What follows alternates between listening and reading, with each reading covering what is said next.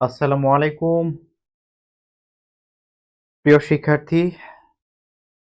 Job solution কোর্সের পঞ্চম ক্লাসে আপনাদের সবাইকে স্বাগত জানাচ্ছি। আমরা এই কোর্সের মাধ্যমে চেষ্টা করছি বিগত বছর যে প্রশ্নগুলো এসেছিল এগুলো ভালো করে বুঝে নেয়া, একই সাথে কোন টাইপের প্রশ্নগুলো পরীক্ষাতে আসে সেই সম্পর্কে একটা স্পষ্ট ধারণা নেয়া। তো আপনারা আশা করব আপনারা আমাকে শুনতে পাচ্ছেন, দেখতে পাচ্ছেন ঠিকমতো। একটু জানাবেন সবকিছু ঠিকঠাক আছে কিনা। আমরা শুরু করে দিব।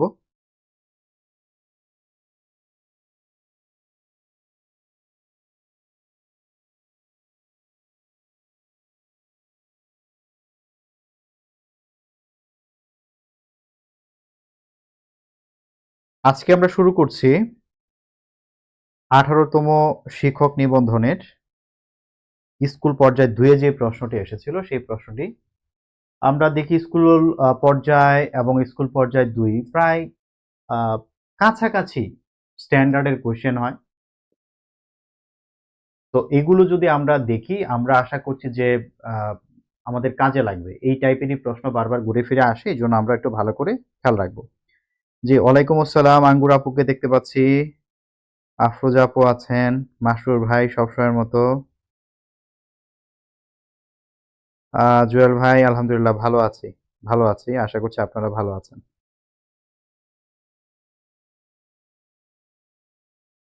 আমরা শুরু করি তাহলে, হ্যাঁ? আমাদের প্রথম প্রশ্ন, হ্যাঁ?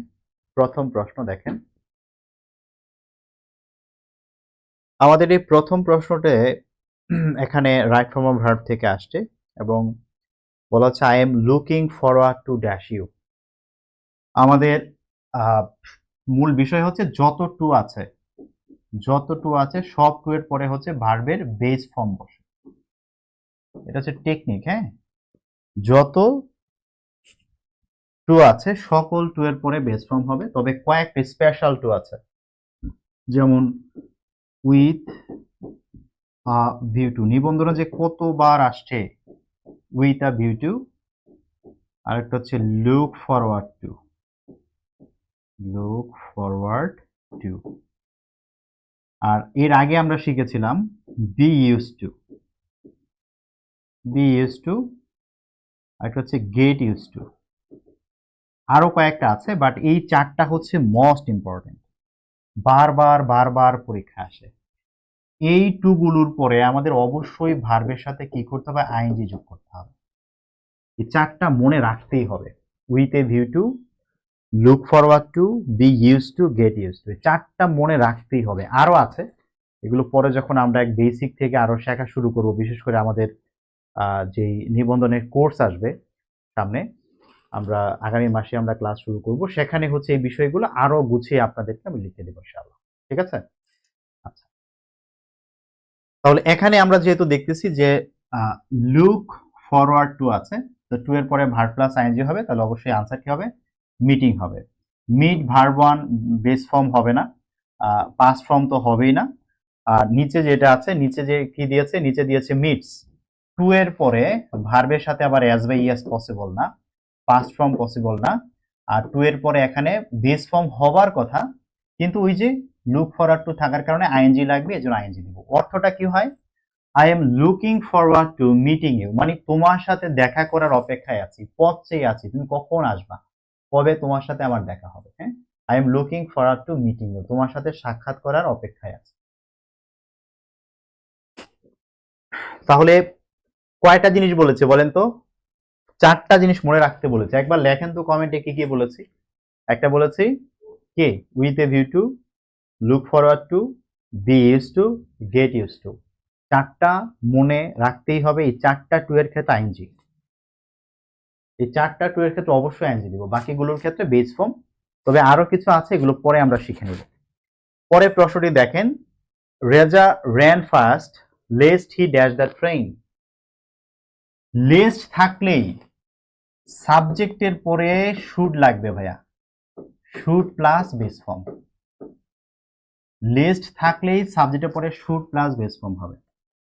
মিনিংটা আমরা দেখব, বাট শুড অথবা বেস ফর্ম হবে, এটা হচ্ছে মূল কথা। তো এখানে আমরা দেখতে পাচ্ছি সাবজেক্ট আছে, তো এরপরে শুড লাগবে।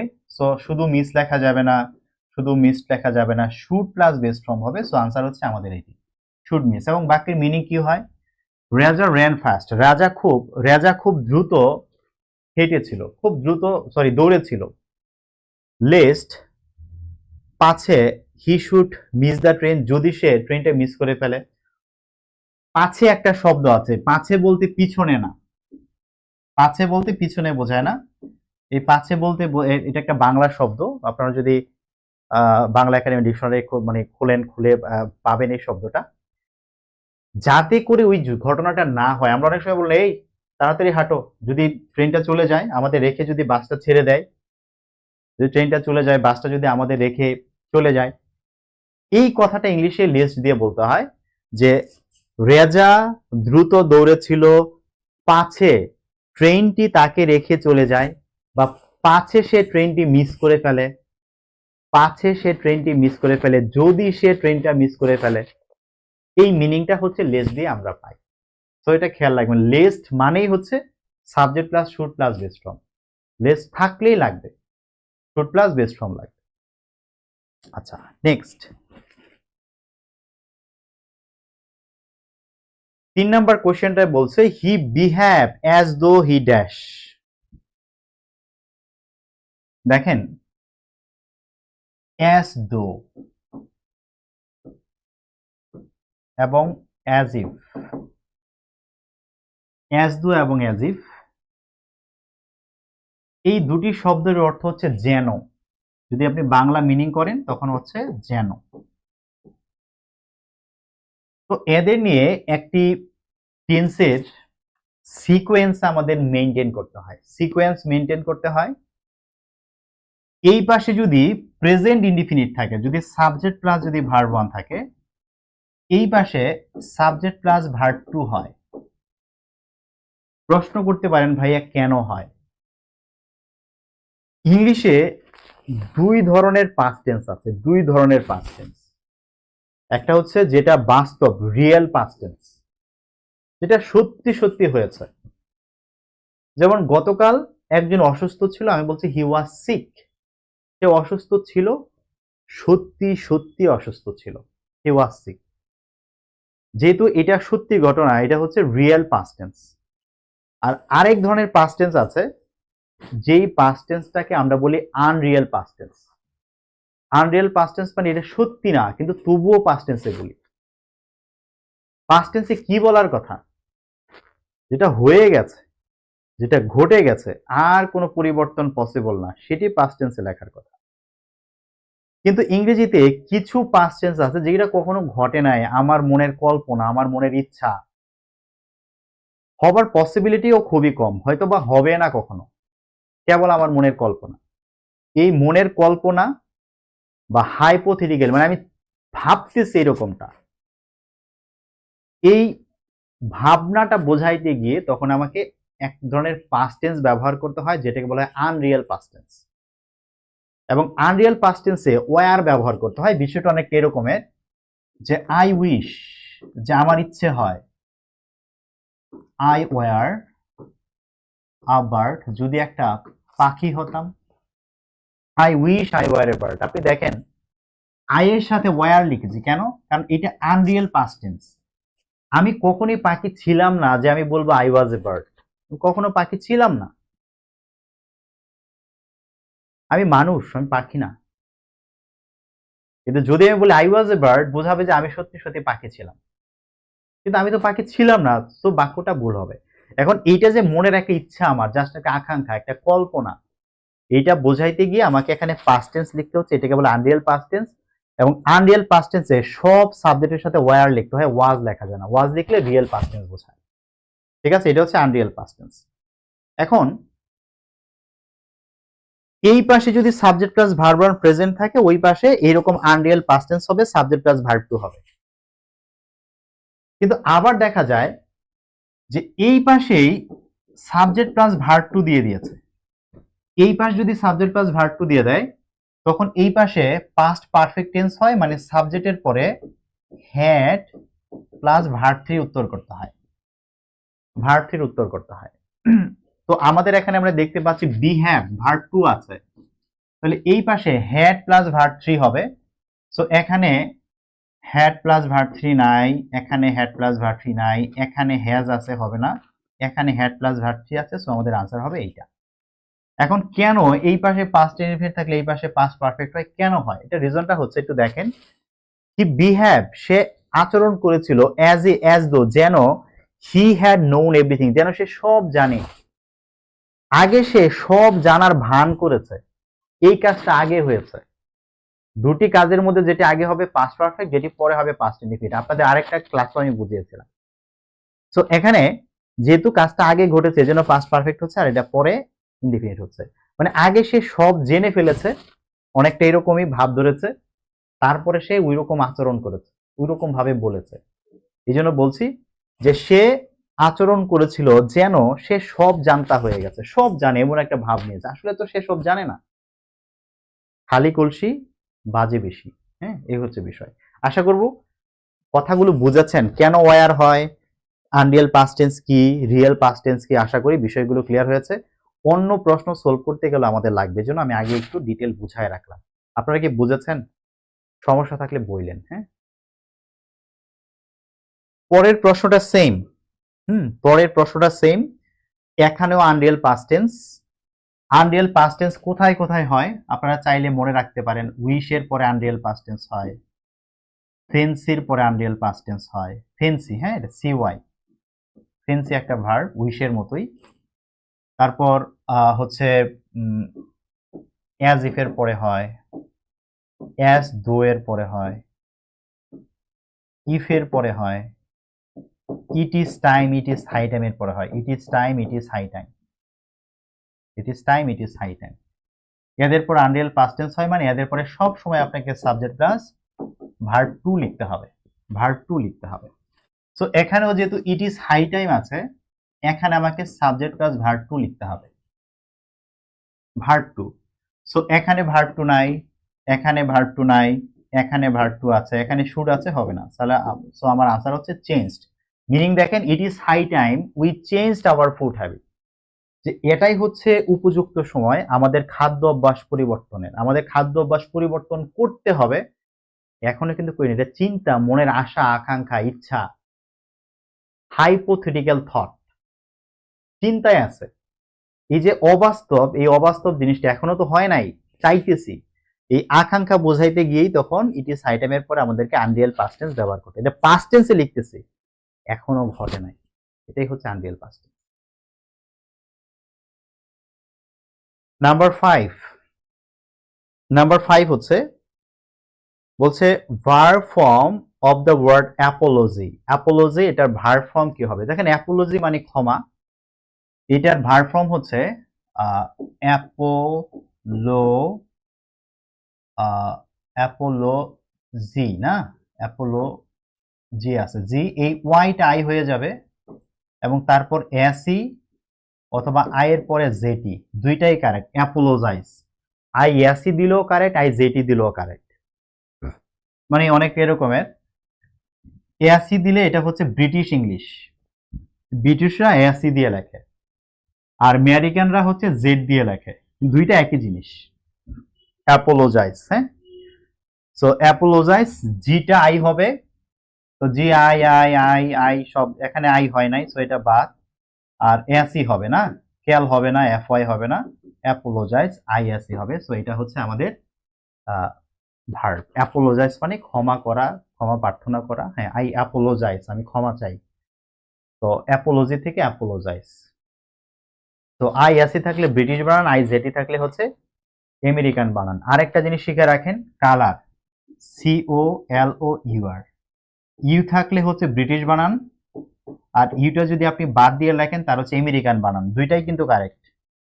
এরকম কালার, বিহেভিয়ার, নেইবার, এরকমের যে বানানগুলোতে দেখবেন যে ইউ, ও ইউ যখন থাকে তখন ইউটাকে আমেরিকানরা অ্যাভয়েড করে, কিন্তু ব্রিটিশরা লেখে, দুটো একই জিনিস।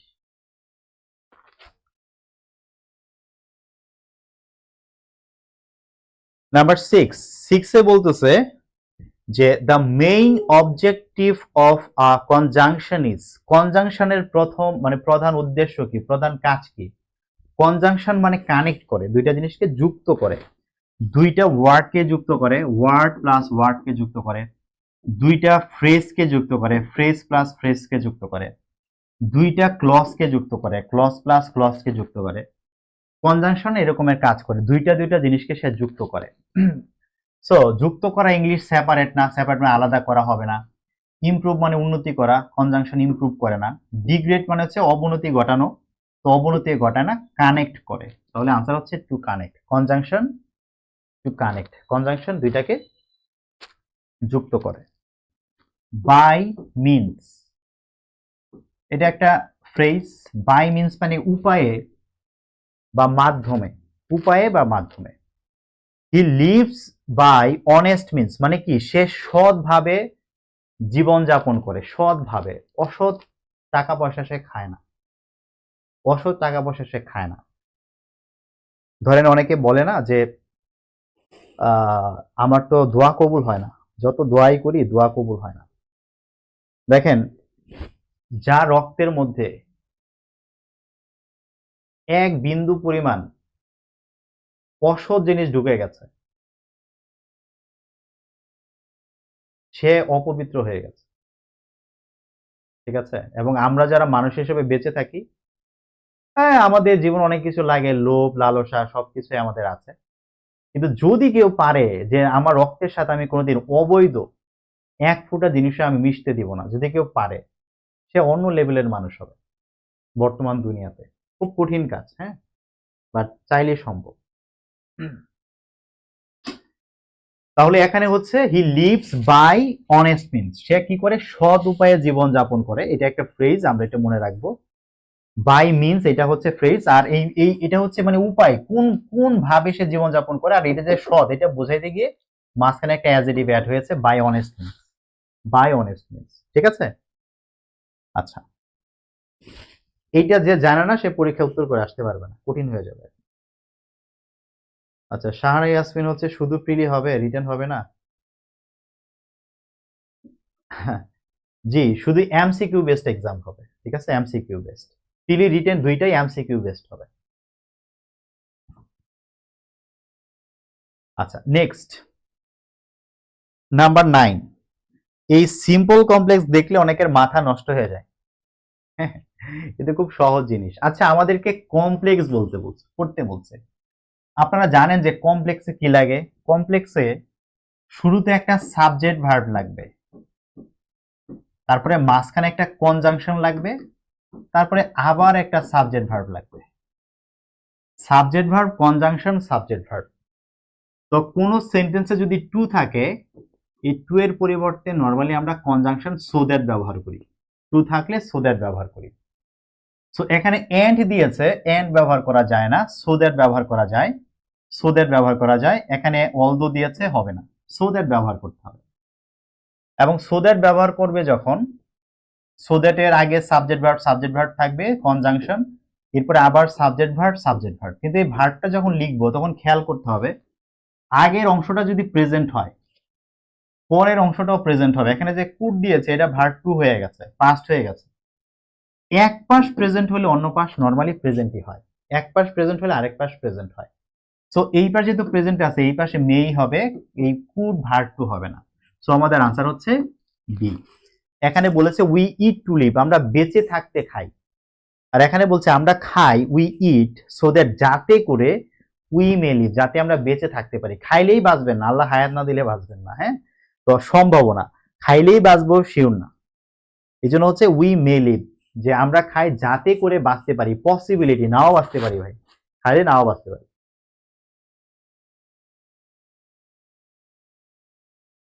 আজকে উপস্থিতি কম, আপনাদের এত আগ্রহ কমে গেলে তো আমার ক্লাস নেওয়ার আগ্রহ কমে যাবে। নেক্সট নাম্বার 10, সিম্পল করতে বলেছে, হ্যাঁ। হি সেড দ্যাট, দেখেন এইটা একটা কমপ্লেক্স সেন্টেন্স, কারণ এখানে কনজাংশন আছে, সাবজেক্ট ভার্ব। সিম্পলে কোনো কনজাংশন রাখা যায় না, প্রথম কথা, সিম্পলে কোনো কনজাংশন রাখা যায় না। এখানে একটা কনজাংশন দিয়েছে, এটা বাদ, কনজাংশন দিলে হবে না। আর একটা সাবজেক্ট একটা ভার্ব লাগবে, সিম্পল করতে গেলে লাগে একটা সাবজেক্ট একটা ভার্ব। এখানে সাবজেক্ট ভার্ব আছে, আবার এখানে সাবজেক্ট ভার্ব আছে, দুইটা সাবজেক্ট দুইটা ভার্ব থাকলে সিম্পল হয় না, সো এটাও বাদ। এখানে সাবজেক্ট ভার্ব আছে, আবার এখানেও সাবজেক্ট ভার্ব আছে, সরি ভার্ব আছে, আবার এখানে একটা কনজাংশন আছে। কনজাংশন সাবজেক্ট ভার্ব এরকম ভার্ব থাকলে এইটাও সিম্পল না, কারণ সিম্পল বাক্যে আমার সাবজেক্ট একটা ভার্ব একটা লাগবে, এখানে সাবজেক্ট একটা একটা ভার্ব আছে, তো এইটাই হচ্ছে আমাদের উত্তর। ওখানে বলেছে হি স্যাড দ্যাট, সে বলেছিল যে হি ওয়াজ ইনোসেন্ট, সে নিষ্পাপ, কোনো অপরাধ করে নাই। আর এখানে বলছে হি ডিক্লার্ড হিজ ইনোসেন্স, সে তার যে মানে মানে ইনোসেন্স বলতে কি বোঝায়, তার যে কোনো অপরাধ নাই, কোনো দোষ নাই, সে যে কোনো পাপ করে নাই, তার সেই নিষ্পাপের বিষয়টা সে কি করেছে, ঘোষণা করেছে যে আমার কোনো দোষ নাই, নিজেকে নির্দোষ ঘোষণা করেছে। ঠিক আছে, এই হচ্ছে হি ডিক্লার্ড হিজ ইনোসেন্স। ইম্পারেটিভ করতে বলেছে ভাইয়া, ইম্পারেটিভ করতে বললে অনেক সহজ। ইম্পারেটিভ করতে বললে প্রথমে একটা কাজ, যদি এখানে ইউ না থাকে, ইউ যদি না থাকে প্রথমে একটা লেট লিখতে হয়, ইউ না থাকলে লেট লাগবে। আর এই যে ও সাবজেক্টটা, এটাকে অবজেক্ট করে ফেলতে হয়, লেট একটা ভার্ব, তো ভার্বের পরে অবজেক্ট লিখতে হয়, লেট আস, মোডাল অক্সিলারি উঠে যাবে আর বাকি যা আছে হয়ে যাবে, let us respect our teacher. তো এখানে লেট নাই, এটা ভুল, let us respect our teacher এটা আনসার, উই হবে না, এখানে লেট নাই হবে না, তাহলে উত্তর হচ্ছে এটা, let us respect our teacher, let us respect our teacher. চলো আমাদের শিক্ষককে সম্মান করি, চলো আমাদের শিক্ষককে সম্মান করি।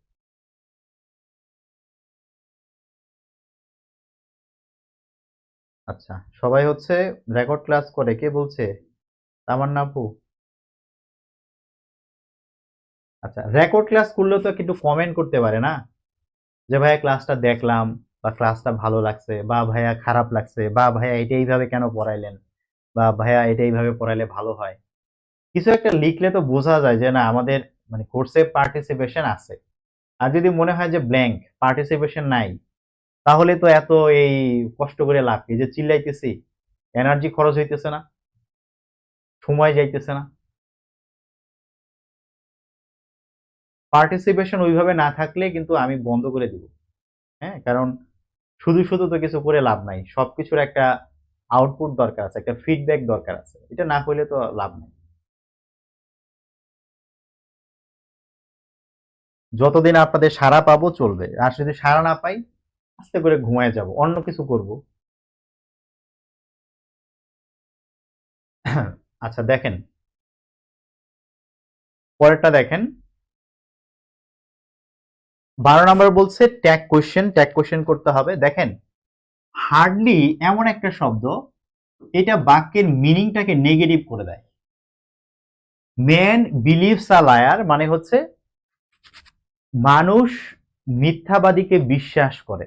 যদি আমি হার্ডলি দিয়ে মানে ছাড়া বলি, ম্যান বিলিভস আ লায়ার, মানুষ মিথ্যাবাদীকে বিশ্বাস করে। আর যখন হার্ডলি বলি, হার্ডলি মানে কদাচিৎ, অলমোস্ট নো, মানুষ হার্ডলি বিলিভস আ লায়ার, মানুষ একজন মিথ্যাবাদীকে প্রায় বিশ্বাস করেই না, তবুও মাঝে মধ্যে করে ফেলে। তো হার্ডলি মানে কদাচিৎ বললে ভালো হয়, যে মানুষ কদাচিৎ মিথ্যাবাদীকে বিশ্বাস করে, সাধারণত মিথ্যাবাদীকে বিশ্বাস করে না, তবুও মাঝে মধ্যে করে ফেলে। তো বাক্যের মিনিংটা যেহেতু এইটা, যে কদাচিৎ বিশ্বাস করে মানে বিশ্বাস করে না, অলমোস্ট নো, বিশ্বাস করেই না, তবু মাঝে মধ্যে করে ফেলে আর কি। তো হার্ডলি থাকলে পরে নট ব্যবহার করা যায় না ট্যাগ কোশ্চেনে। তো আমাদের যেহেতু ভার্বের সাথে এস আছে, তাহলে আমাদের ডাজ লাগবে, এখানে ডাজ আছে, ডাজ আছে, এখানে ডাজ নাই, এখানে ডাজ নাই, সো এই দুইটা বাদ। আর যেহেতু হার্ডলি আছে, বাক্যের সাথে ট্যাগ কোশ্চেনের সাথে নট ইউজ করা যাবে না, এখানে নট ইউজ করেছে, সো এটা বাদ। সো আমাদের আনসার হবে does he, men hardly believes a liar, does he, এটা হচ্ছে আমাদের উত্তর, ডাজ হি।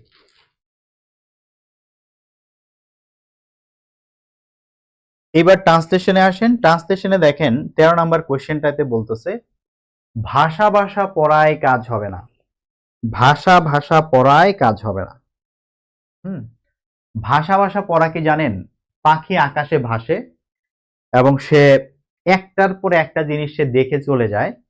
আসলে সে খুব ভালো করে দেখতে পারে না, ভাষা ভাষা দেখে আর কি। তো এই ভাষা ভাষা দেখার সাথে মনে রাখবেন যে আ বার্ডস আই ভিউ, এই আ বার্ডস আই ভিউ শব্দের অর্থ হচ্ছে পাখি যেটা দেখে, ভাষা ভাষা দেখে। এটার ইংলিশ হচ্ছে আ বার্ডস আই ভিউ। তো বাই ফিট এরকম আসলে ভাষা ভাষা কিছু বোঝায় না, এই জন্য এটা হবে না। এট এ গ্লেন্স মানে এক নজরে, এটাও ভাষা ভাষা বোঝায় না। এক নজরে কিন্তু আমি অনেক ভালো করে দেখতে পারবো, একদিকে তাকাইছি অনেকক্ষণ ভালো করে দেখে নিলাম, এক নজরেই দেখছি, কিন্তু ভালো করে দেখছি। আর ইন্টারমিটেন্টলি শব্দের অর্থ হচ্ছে নট কন্টিনিউয়াস, যেটা আহ, মানে নিয়মিত চলছে না, যেটা ঠিক আছে নিয়মিত চলছে না সেটাকে আমরা ইন্টারমিটেন্টলি বলি। থেমে থেমে পড়া আর কি, এক কথা থেমে থেমে পড়া। রিডিং ইন্টারমিডিয়েটলি মানে থেমে থেমে পড়া, উইল নট ডু কাজ করবে না। তো এখানে বলছে থেমে থেমে পড়া, ভাষা ভাষা পড়া। তো ভাষা ভাষা কথাটা আ বার্ডস আই ভিউর সাথে যায়, এই জন্য আমাদের আনসার হবে reading by a bird's eye view, মানে পাখির চোখের মতো করে যদি তুমি পড়ো, জাস্ট একটু একটু দেখলা, ভাষা ভাষা পড়লা, কাজ হবে না। উইল নট ডু কাজ হবে না, উইল নট ডু মানে কাজ হবে না, কাজে আসবে না, অযথা পড়তেছে। এই জন্য পড়লে খুব ভালো করে পড়তে হবে, আর না পড়লে ছাইড়া দাও, না পড়লে ছাইড়া দাও। অনেকে আছে যে একদিন পড়বো পড়বো, একটা কোর্স কিনছি শেষ করব করবো, এরকম করে বছর, 1 বছর 2 বছর শেষ করে ফেলে। এরা শুধু জীবনের গুরুত্বপূর্ণ সময় নষ্ট করে না, অর্থ তো নষ্ট করেই, একই সাথে সে ধরেন সে হচ্ছে ছোটখাটো কোনো একটা ব্যবসা করবে, 2 বছর আগে শুরু করলে অনেক দূর আগায় যাইবে, ঠিক আছে। এই জন্য যেটা করবো জান প্রাণ দিয়ে করা উচিত, হ্যাঁ জান প্রাণ দিয়ে করা উচিত। আজকে লাস্ট প্রশ্ন, হ্যাঁ আর একটা মনে হয় গ্রামারের প্রশ্ন আছে আজকে, হ্যাঁ 14টায় আসছিল গ্রামারের প্রশ্ন। এটা বলছে যে তার সব চেষ্টাই ব্যর্থ হলো, তার সব চেষ্টাই ব্যর্থ হলো। অল হিজ এফোর্টস, কোনো ভুল নাই, all his efforts, all his efforts, all his efforts, এখানে কোনো সমস্যা নাই। এন্ডেটিন এন্ডেটিন এন্ডেটিন এন্ডেটিন, কোনো সমস্যা নাই। তাহলে সমস্যাটা এখানে। ইন স্মোক মানে কি? ইন স্মোক মানে তার সকল চেষ্টা, তার সকল চেষ্টা কি হচ্ছে, ব্যর্থ হয়ে গেছে, ধোঁয়ার মতো মিলিয়ে গেছে। ধোঁয়া যেরকম উঠতে দেখি এরপর মিলায়া যায়, তার চেষ্টাগুলো এরকম, চেষ্টা করতে দেখছি কিন্তু কোনো ফল নাই, সব ব্যর্থ হয়েছে। তো স্মোক হচ্ছে এমন একটা শব্দ, এটার আগে দি ব্যবহার করার এখানে কোনো দরকার নেই। ইন দ্য স্মোক মানে যে স্মোকের ভিতরে গিয়ে শেষ হয়ে গেছে এরকম না, স্মোকের ভিতরে গিয়ে শেষ হয়ে গেছে এরকম না, স্মোকের মতো শেষ হয়ে গেছে, ধোঁয়ার মতো হয়ে গেছে, হ্যাঁ। আর এই স্মোক বলা যাবে না কেন? কারণ স্মোক এটা হচ্ছে একটা আনকাউন্টেবল জিনিস, আপনি ধোঁয়া গুনতে পারবেন না, যেটা গণনা করা যায় না তার আগে আর্টিকেল এ এন ব্যবহার করা যায় না। এখানে এ ব্যবহার করেছে মানে এটা ভুল আছে। আর ইন স্মোকিংও এখানে হবে না। স্মোকিং মানে যে ধূমপান করা বা ধোঁয়ার আহ, চলতে থাকা এরকম কিছু বোঝায়, এখানে আসলে এরকম কিছু মিন করছে না। সো আমাদের রাইট আনসার হবে all his efforts ended in smoke, তার সকল চেষ্টা ব্যর্থ হলো, ধোঁয়ার মতো মিশে গেছে, মানে কোনো লাভ হয়নি। ওকে, তো আশা করি এই প্রশ্নগুলো খুব ভালো করে বুঝেছেন। আমরা আগামী ক্লাসে আমরা এটার যে ভোকাবুলারি পার্টটা আছে আমরা সেটা শেষ করব নেক্সট ক্লাসে, এবং ভোকাবুলারি পার্টটা শেষ করে আমরা একটা পরীক্ষা নেব, যে 3টা কোশ্চেন আমাদের শেষ হয়ে গেল, এর উপর পরীক্ষা নেব। আমি আশা করব আপনারা একটু রিভিশন করে আপনারা একটু মানে রেডি করবেন নিজেদেরকে, যেন আমরা পরীক্ষাটায় ভালো করি। আমি চাইবো যেন সবগুলো আপনাদের হয়, যেন সবগুলো হয়, ঠিক আছে। সো ভালো থাকবেন সবাই, আজকে শেষ করব। আপনাদের যদি কারো কিছু বলার থাকে বলতে পারেন। আমরা নিবন্ধনের জন্য 35 থেকে 40টা ক্লাস, হ্যাঁ 35 থেকে 40টা ক্লাস, আমি 40 না বলি, ধরেন 35+ ক্লাসের একটা কোর্স শুরু করব। নিবন্ধনের যে সিলেবাস আছে স্কুল পর্যায় 2 এবং কলেজের যেই 25 মার্ক সবার যেটা থাকবে, এই অংশের উপরে আমি 35+ ক্লাসের একটা কোর্স শুরু করব, এবং এটার একদম বেসিক থেকে শেখাবো, একদম বেসিক থেকে ধরে ধরে সুন্দর করে শেখাবো, সিলেবাসটা সুন্দর করে কভার করব। এবং এই কোর্সের ফি হচ্ছে টাকা। হ্যাঁ, 350 টাকা। আমরা আগামীকাল থেকেই ভর্তি শুরু করব। আগামীকাল থেকে আমরা ভর্তি নেওয়া শুরু করছি। বিসিএস পরীক্ষা যদি হয়, বিসিএস পরীক্ষার ঠিক কয়েকদিন পরেই আমরা ক্লাস স্টার্ট করে দেব, কয়েকদিন পরে। আর যদি বিসিএস পিছায়া যায়, যে বিসিএস নির্বাচনের পরে হবে, তাহলেও আমরা আগামী মাস থেকেই শুরু করে দেব। আমরা বিসিএস এর জন্য তাহলে আর বসে থাকবো না, কারণ বিসিএস এর প্রার্থীর চেয়ে নিবন্ধনের প্রার্থী বেশি, এবং নিবন্ধন যারা সিরিয়াস, এরা অনেকে আছে বিসিএস এর জন্য দৌড়ায় না। বিসিএস অনেক টাফ কিছু, ওটাতে অনেক সময় দরকার। নিবন্ধনটা তার তুলনায় অনেক সহজ, তার তুলনায় অনেক মানে সহজ সেটা না, বাট সহজ। তো আপনারা যারা ভর্তি হতে চান, আপনারা ভর্তি হতে পারেন। কালকে থেকেই ভর্তি নেওয়া শুরু করব। আর আপনারা একটু আপনাদের বন্ধু বান্ধব যারা নিবন্ধন পরীক্ষা ইংলিশ নিয়ে খুব বিপদে আছে, অনেকে আছে যে সেই আহ এইচএসসি লেভেলে যে ইংলিশ লাস্ট পড়ছে, এরপর আর পড়ে নাই, অনেক আছে। অনেককে নিবন্ধন পরীক্ষায় দেখতে দেখেছে যে ইংলিশ আনসারই করে না। তো এইরকম যারা আছে তাদেরকে একটু নক করেন, একটু ভাইয়ের কথা একটু বলে দিয়েন। আমি আশা করি যে এখানে আমি খুব ভালো একটা সাপোর্ট দিতে পারবো, খুব ভালো একটা মার্ক আসবে আশা করছি। আর অনেকের ইচ্ছে হচ্ছে যে ভাইয়া আমাদের যে সাবজেক্টিভ 100 মার্ক, সেইটার জন্য কিছু করেন। এটার সিলেবাসটা দেখ, আগে এটা শেষ করি, সিলেবাসটা দেয়া হোক, সার্কুলার দেখ, তখন হচ্ছে স্কুল কলেজের জন্য চেষ্টা করব যেন ওই জিনিসগুলো কভার করে দেয়া যায়। ঠিক আছে, এই হলো বিষয়। তো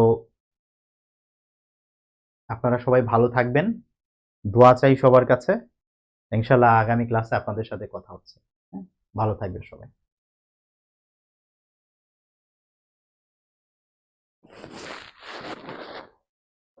আচ্ছা, জাহিদুল ভাই। আচ্ছা, এইবার হবে ইনশাল্লাহ ভাই। হ্যাঁ, এইবার ইনশাল্লাহ হবে। ওকে,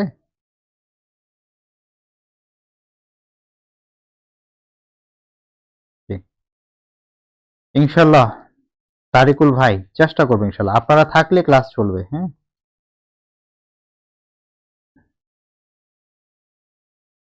আচ্ছা, শাহানা ইয়াসমিন আপু বলছে, জি আপু, ইনশাল্লাহ ইনশাল্লাহ, যারা আমার লাইফ টাইম ব্যাচে আছে তাদের তো কথাই নাই, ইংলিশ সমস্যা থাকবে না ইনশাল্লাহ। অন্য কিছু সমস্যা হইতে পারে, ইংলিশ নিয়ে ইনশাল্লাহ কোনো সমস্যা হবে না। হ্যাঁ, সমস্যা নেই আপু, আপনার পাশে আছি, যে কোনো সমস্যায় জানাবেন। হ্যাঁ, আচ্ছা, পরীক্ষা কবে হবে আপু? আগামী ক্লাসে ডেটটা দিয়ে দিই। হ্যাঁ, আগামী ক্লাসে একবারে শেষ করে ডেট দিয়ে দেবো ইনশাল্লাহ। আচ্ছা, ইসমাইল এস এম সিরাজ, আহ, ভাই আপনাদের জানাবো। হ্যাঁ, আপনাদের গ্রুপে আমি জানাবো। তো ঠিক আছে, সবাইকে শুভরাত্রি। আসসালামু আলাইকুম, ভালো থাকবেন সবাই।